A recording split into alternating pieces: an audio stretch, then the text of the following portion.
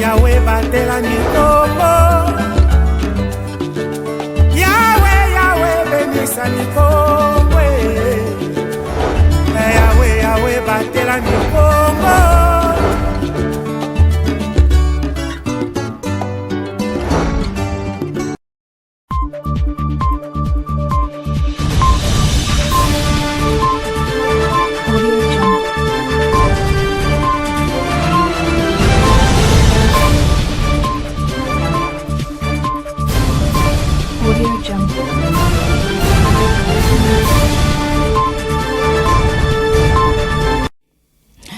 C'est l'heure de vous informer, mesdames et messieurs, bonsoir et bienvenue dans cette nouvelle édition du journal. L'actualité partira de la province du Congo central, précisément dans la ville portuaire de Matadi où il s'est tenu ce mardi 23 juillet 2024 la cérémonie de remise reprise au ministère des Infrastructures, Travaux publics et Reconstruction et à l'Agence de grands travaux. Jacques Condé Mombo prend officiellement les bâtons des commandements. Suivez. La journée du mardi 23 juillet était chargée pour le ministre entrant des Infrastructures, Travaux publics et Reconstruction, Jacques Condé Mombo, qui entre officiellement en fonction. Il a débuté sa série de remises à reprise à l'Agence des grands travaux. Après cette étape, Jacques Condé Mombo s'est rendu au ministère des ITPR. Après la lecture du procès verbal par le DIRCAB du commissaire sortant Kalukoso Guélan, s'en est suivi la cérémonie des signatures par les deux personnalités et celle de passation du pouvoir. Dans ce mot des circonstances, Jacques Condé Mombo a fait savoir que toutes les actions seront menées pour l'intérêt de la population. L'explosion démographique et d'activité économique est un phénomène majeur pour notre province, dont les conséquences territoriales sont considérables. La majeure partie de nos investissements seront réalisés dans des zones plus denses et qui assurent une meilleure rentabilité. L'ambition d'aménager notre province a été progressivement abandonnée. La province n'était devenue qu'une entité qui se contentait d'une simple politique d'accompagnement sans cohérence d'ensemble. Mon ministère mettra en avant un autre concept. Il s'agit de mettre en avant-plan une nouvelle orientation politique visant à modérer un modèle de développement. Notre ministère sera largement sollicité. Pour réussir, nous avons besoin de vous tous. Nous avons besoin de vos propositions, de votre implication. Nous en avons pris l'engagement et nous mettrons tout en œuvre pour réussir tous ensemble. Je demande aux différents services qui sont à mes côtés de s'apprêter pour entamer des tours de force vives de terrain, tant dans le service public que dans tous les domaines de l'activité économique pour démultiplier l'écoute et la pédagogie des enjeux. Ici est de rappeler que cette cérémonie solennelle s'est déroulée sous la supervision du secrétaire général adjoint du gouvernement provincial, Cédric Bouanga. Restons toujours dans la ville portuaire de Matadi. Les réactions se multiplient après l'investiture du gouvernement provincial du Congo central. Les Congo ne cessent d'exprimer leur attente à l'endroit des nouvelles autorités provinciales. Votre rédaction a rencontré des jeunes et étudiants ce mardi 23 juillet 2024 à Matadi qui ont évoqué quelques problèmes sociaux et sollicitent l'implication du gouvernement provincial. Un reportage de Fallon Kingé et Logos Mabeno. Investi le 19 juillet dernier, le gouvernement provincial du Congo central est prêt pour servir le peuple. Quelques jours après son investiture, les Né-Congo expriment du jour le jour leurs attentes aux nouvelles autorités provinciales dans divers domaines sociaux. Ce mardi 23 juillet, des jeunes et étudiants du Congo central résidant à Matadi ont évoqué quelques préoccupations sociales dont ils sollicitent l'implication effective de ces gouvernements, notamment la valorisation de la production locale. Au niveau de la province, les problèmes qui rongent la population ces derniers temps, c'est la vie chère, la hausse de prix des produits sur les marchés. Avant, on pouvait avoir les sacs de riz à 23 000, 25 000 francs. Mais aujourd'hui, 40 000, 45 000. Notre économie est tellement tournée vers l'extérieur qu'on favorise les dollars au lieu des francs congolais. On doit plus exporter, privilégier la pêche, l'agriculture. Pour certains étudiants, la hausse et l'instabilité du prix des transports perturbent le bon déroulement des activités quotidiennes. Le prix du transport a tellement augmenté, ce qui ne permet plus d'effectuer nos déplacements librement. Je demande aux autorités de la province de nous revoir cette situation parce que ça nous pénalise, plus précisément les étudiants. Parce que déjà, nous ne travaillons pas et nous vivons du paie que les parents nous donnent. Et du paie là, on doit diviser. On doit acheter des syllabis et faire plein d'autres choses. Nous avons aussi nos besoins personnels. Je demande aux autorités de la province de mettre en place des centres de rééducation. Je pourrais prendre l'exemple de Kanyamaka CC. Si nous avons des centres de rééducation ici au Congo central, ça peut nous aider à baisser le taux de phénomène Kuluna. À en croire ces jeunes, ils s'impatientent de voir les changements dans ces domaines qui, selon eux, préoccupent la population du Congo central et la jeunesse en particulier.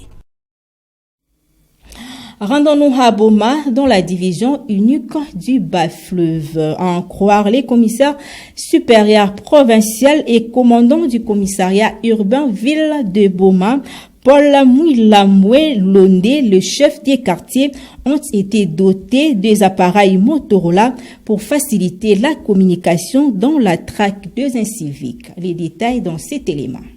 La ville de Boma a connu la recrudescence des cas d'incivisme en début du mois de juillet.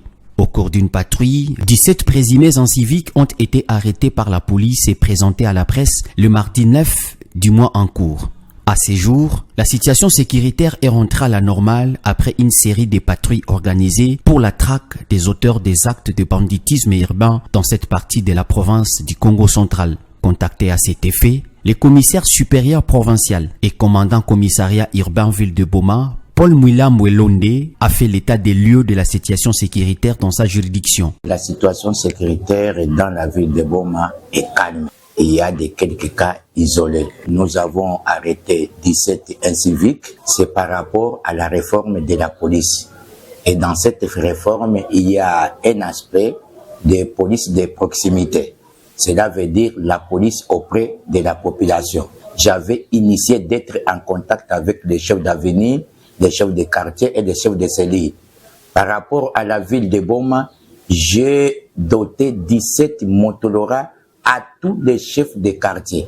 À partir de ces communications, nous sommes en contact permanent avec les chefs de quartier et qui nous donnent des informations 24 heures sur 24 heures. Nous arrêtons ce qu'on appelle des Kuluna presque chaque jour. C'est ça les retombées. Et vous constaterez que les taux de criminalité dans la ville de Boma commencent à diminuer. Parce qu'il y avait chaque fois, il y a des cambriolages, chaque fois il y a des cambriolages. Mais pour le moment, ça commence à diminuer.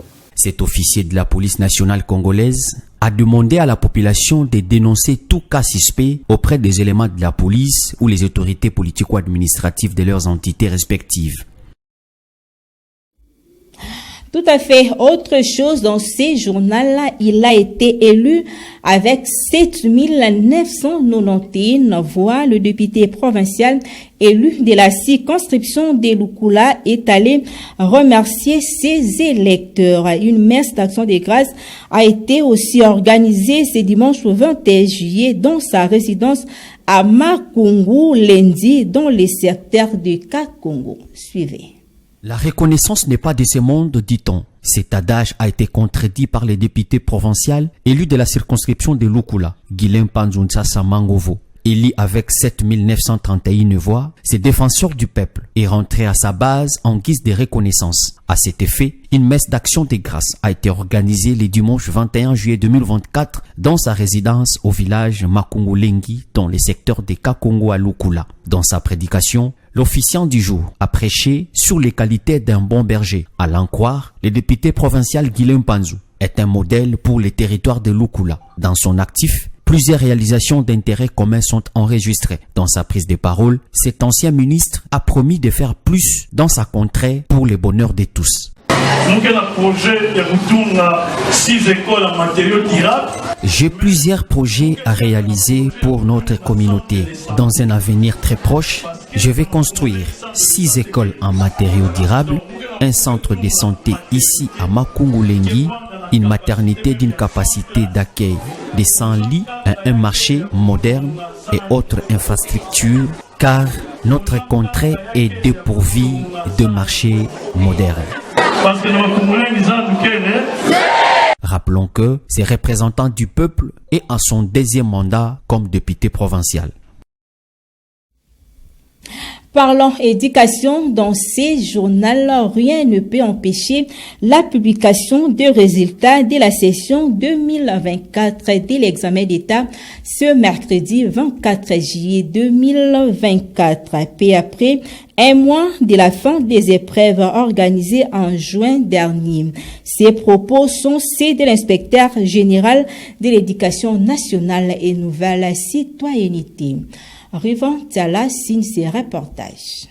À ce jour, seulement quelques heures nous séparent du moment tant attendu, particulièrement par les candidats finalistes de la 58e session ordinaire de l'examen d'État. Dans sa dernière sortie, à travers une vidéo rendue publique par le ministère de l'Enseignement primaire, secondaire et technique, samedi 20 juillet dernier, Jacques Odia Musunga Kabeya, inspecteur général de l'éducation nationale et nouvelle citoyenneté, le confirmait. Le jury se réunit le 24, le mercredi, et le même jour, on publie les résultats de la session 2024 de l'examen d'État.